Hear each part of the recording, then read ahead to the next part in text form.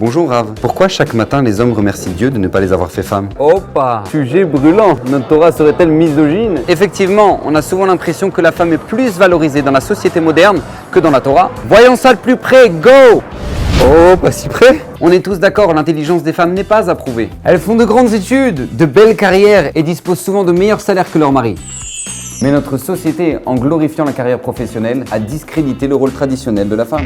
Une étude parue dans le Figaro conclut que la femme d'aujourd'hui est mise en avant surtout pour plaire physiquement aux hommes. Et face aux pseudo-top modèles dans les médias, on comprend pourquoi 7 femmes sur 10 ne sont pas satisfaites de leur apparence et que le nombre d'anorexie ne cesse d'augmenter. Aujourd'hui, pour être reconnue, une femme doit être instruite, mener une carrière et être féminine tout en étant maman. Sans oublier qu'elles assument 65% des tâches ménagères selon l'INSEE.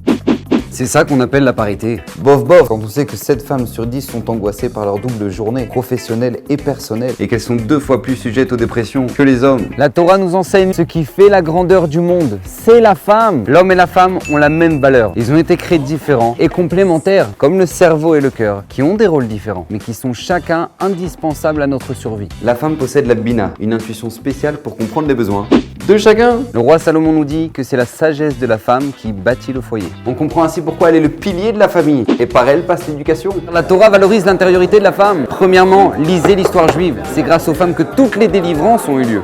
La sortie d'Égypte, la victoire de Hanouka, de Pourim. Deuxièmement, le Talmud fait leur éloge à plusieurs reprises. La bénédiction ne réside dans la maison que grâce à la femme. Un homme sans femme est un homme sans Torah. Troisièmement, Maïmonide exige dans la loi juive que l'homme honore sa femme plus que lui-même.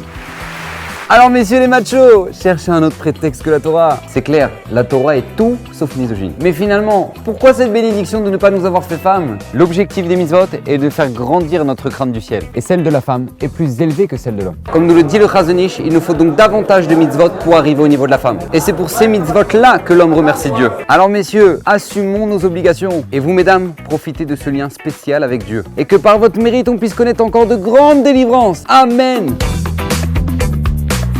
Oh, yes!